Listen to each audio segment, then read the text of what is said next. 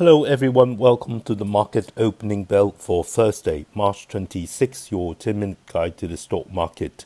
The United States is reportedly planning to propose a one-month ceasefire to discuss a 15-point agreement with Iran aimed at ending the war. The Hang Seng Index opened higher by 216 points, with the early gain widening to 326 points, reaching a high of 25,390. It later reversed to 448 points at 25,015.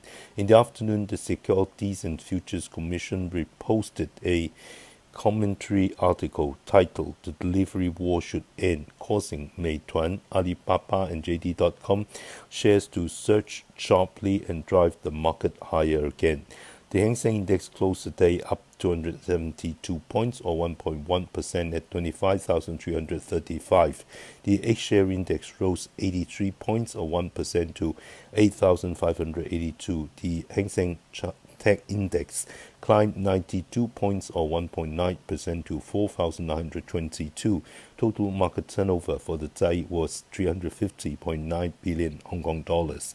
Southbound funds net bought $22.323 billion worth of Hong Kong stocks. Among them, net purchases included Tracker Fund at 11.38 billion, Hang Seng China Enterprises Index ETF at 3.399 billion, PopMart at 2.309 billion, Meituan at 1.719 billion, Alibaba at 1.508 billion, CSOP Hang Seng Tech Index ETF at 1.317 billion, and Xiaomi at 973 million.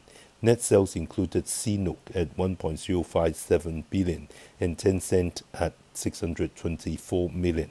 According to statistics, Southbound funds have net bought PopMart for 3 consecutive days, totaling 3.449 billion. Technically, the 3 major A-share indexes opened higher and continued to rise, with gains accelerating in the afternoon. The Shanghai Composite Index closed up 50 points or 1.3% at 3,931. The Shenzhen Component Index rose 264 points or 2% to 13,801. The Chinex Index gained 65 points or 2% to 3,316. Combined turnover in Shanghai and Shenzhen markets reached 2,177.8 billion yuan. The central parity rate of the renminbi against the US dollar was set at 6.8911, up 32 points from the previous day.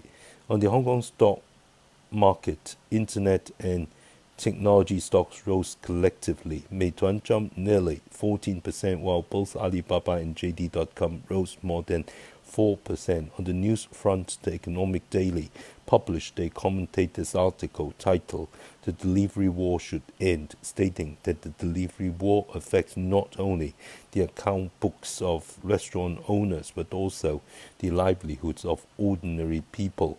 When catering consumption, which serves as an economic ballast loses momentum due to price wars, the chill felt by the broader economy will eventually reach every individual. Healthy competition should be a benign race focused on technological innovation, efficiency improvement, and service optimization. Kuaishou announced its fourth quarter results for the period ended December last year. Both revenue and profit showed steady performance and exceeded market expectations, mainly driven by improved marketing efficiency, powered by AI technology, and continued growth in its e-commerce business. Quarterly profit reached 5.234 billion yuan, up 31.7% year-on-year. Revenue grew 11.8% year-on-year to 39.568 billion yuan, surpassing the forecast range of 38.746 billion yuan to 38.991 billion yuan. On a non-IFRS basis, fourth quarter adjusted net profit increased 16.2% year-on-year to 5.463 billion yuan. close to the upper end of the forecast range of 5.078 billion to 5.486 billion yuan. Adjusted EBITDA rose 17% year-on-year to 8.037 billion yuan, exceeding the forecast range of 7.26 billion to 7.89 billion yuan. The group's full-year revenue last year was 142.776 billion, up 12.5% year-on-year. The commercialization of Kling AI progressed significantly. As of January this year, Kling AI's annualized revenue run rate ARR had exceeded $300 million. Last year's net profit rose 21.4% year-on-year to 18.617 billion yuan, with earnings per share of 4.35 Hong Kong dollars. The board recommended a final dividend of 0.69 Hong Kong dollars per share for the year ended December 31st, 2025, totaling approximately $3 billion. After PopMart released its full year 2025 results, its share price plunged 22.5% to close at $168.3. For the period, revenue reached 37.12 billion yuan, up 184.7% year-on-year, while adjusted net profit stood at 13.08 billion yuan, up 284.5% year-on-year. The Labubu family generated 14.16 billion yuan in revenue. China market revenue was 20.85 billion yuan, up 134.6% year-on-year. The Asia-Pacific market achieved 8.01 billion yuan, up 157.6%. The Americas recorded 6.81 billion yuan, up 748.4%, and Europe and other regions contributed 1.45 billion yuan, up 506.3%. All four major global regions achieved triple-digit growth. Despite the strong profit growth of more than 3 times, the market reaction was negative.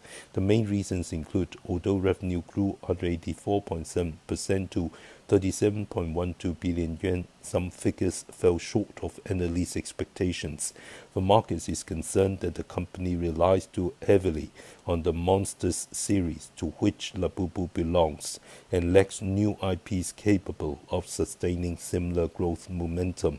Performance may have peaked, and future growth momentum in overseas markets, especially the US, could slow. Some analysts believe PopMart's execution risks remain high, and the current valuation does not fully reflect the uncertainty in the popularity of its major IPs.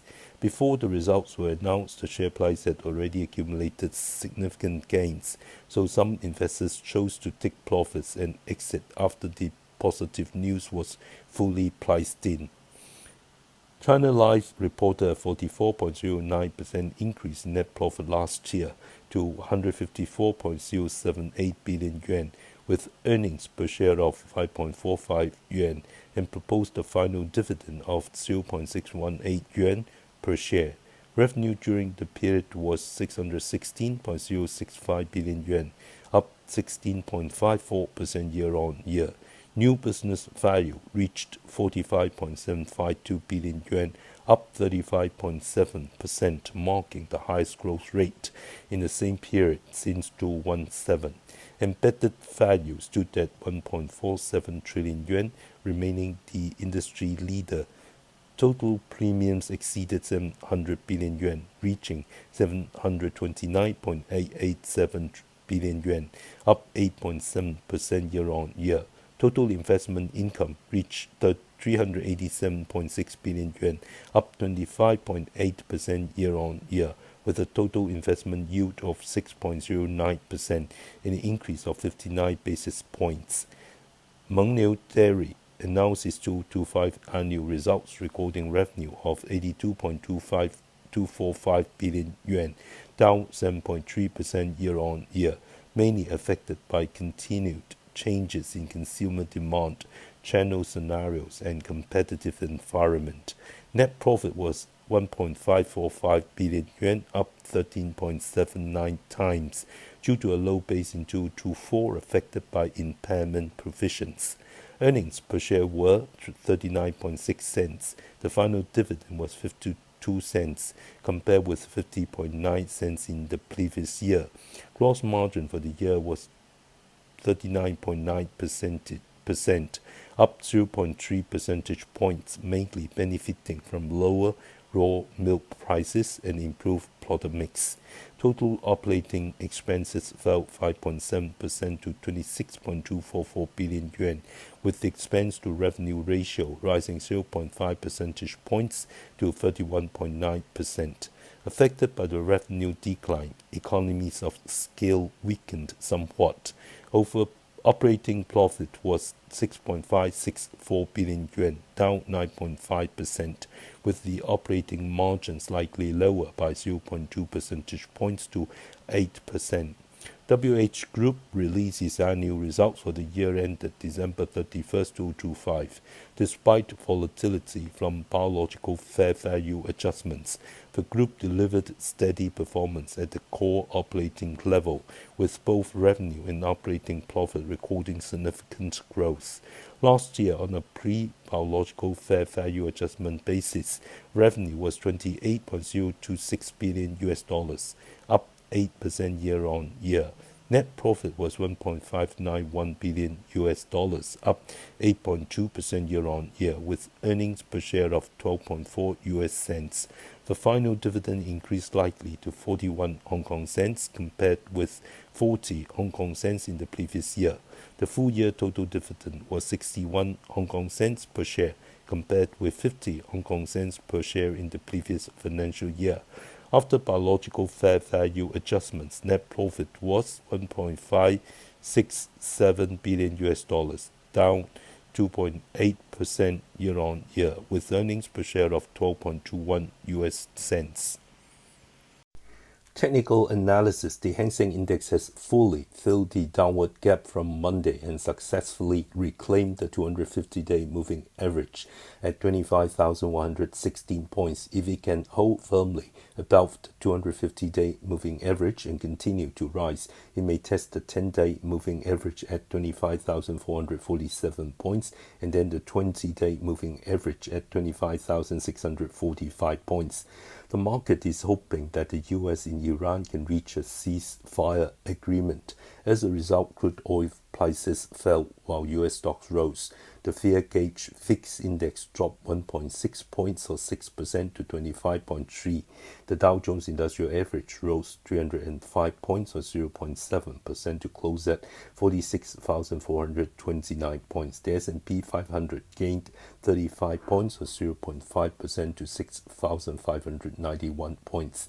The Nasdaq Composite climbed 167 points or 0.8% to 21,929. The Nasdaq China Golden Dragon Index, which reflects the performance of Chinese concept stocks, rose 125 points or 1.9% to close at 6,897 points. Tech stocks advanced and supported the broader market. Chip design company ARM launched a new AI data center chip called the AGI CPU. The company plans to begin mass production in the second half of this year. It expects the newly released chip to generate $15 billion in annual revenue by 2031, bringing the group's total annual revenue to $25 billion and earnings per share to $9. The stock surged 16%, making it the best performer among Nasdaq 100 constituents. Nvidia rose 2%, AMD and Intel both jumped 7%, ranking as the second and third best performers among Nasdaq components. Amazon acquired humanoid robot developer Fauna Robotics and its shares rose more than 2%. However, Micron came under pressure and fell more than 3% against the broader market as investors worried about its capital expenditure and gross margin outlook. Jefferies announced that its investment banking revenue in the first fiscal quarter increased 45% year-on-year to $1.02 billion, while total revenue rose to $2.02 billion. Despite losses from credit investments, first quarter net profit grew 22% year-on-year to $156 million, with earnings per share of 70 US cents. missing market expectations of 87 US cents.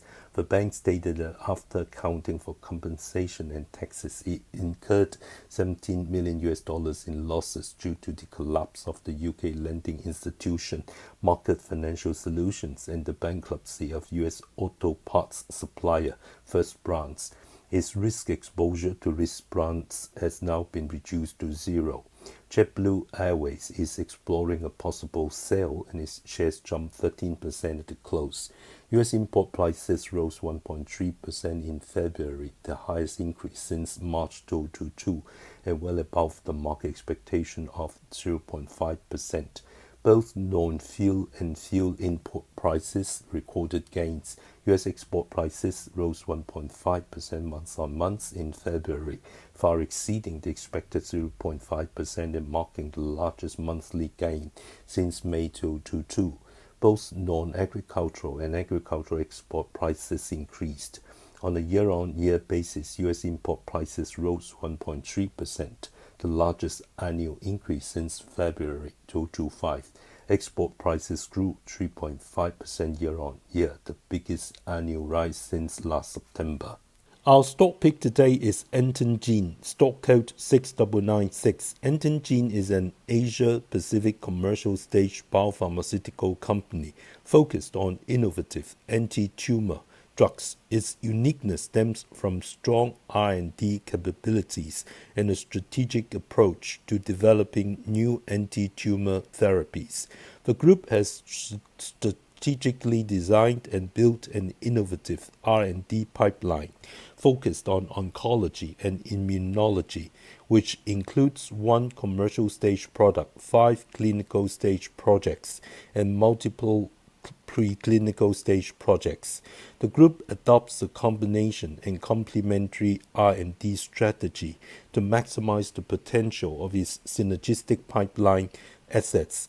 Its commercial stage product, Expovil, has received NDA approval in mainland China, Taiwan, Hong Kong, Macau, South Korea, Singapore, Malaysia, Thailand, Indonesia, and Australia. For the year ended December 31, 2025, the group recorded revenue of 105 million yuan, representing a 14.5% increase compared to 2024.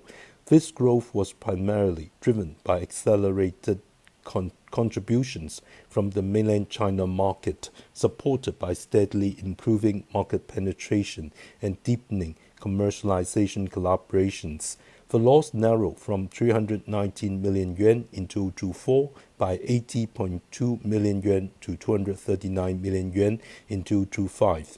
On March 3, 2026, the group's wholly owned subsidiaries, Antengene Biologics Limited and Antengene Hangzhou Biologics Company Limited, entered into a licensing agreement with UCB. Under the agreement, Antengene granted UCB a worldwide exclusive license for the further development, manufacturing, and commercialization of its candidate drug ATG-201, along with access to related manufacturing technology. In return, the group will receive $80 million in upfront and near-term milestone payments. It is also eligible for up to approximately $1.1 billion in future milestone payments based on successful development and commercialization, as well as tiered royalties on future net sales. ATG-201 is an investigational CD19/CD3 bispecific T-cell engager, specifically designed and developed for the treatment of B-cell mediated autoimmune diseases. The group plans to submit clinical trial applications for ATG-201 in China and Australia in the first quarter of 2026. After completing the first in-human clinical studies in these two regions, it will hand over subsequent clinical and other related development work in ATG-201 to UCB. UCB, founded in 1928, is a global biopharmaceutical company dedicated to discovering and developing innovative drugs and solutions that improve the lives of patients with severe diseases of the immune system or central nervous system. Its shares are listed on Euronext Brussels. In 2025, UCB reported revenue of 7.7 billion euros. Looking ahead, the group will continue to advance the clinical development of its 9 clinical stage products across multiple therapeutic areas. It will also continue to implement a dual engine approach of external collaborations and internal discovery to build a global and Asia-Pacific focused pipeline targeting key oncogenic pathways, the tumor microenvironment, tumor-associated antigens, and autoimmune diseases. Recommended buy price $4.5, target price $5, stop loss $4.25. I do not hold the above stock.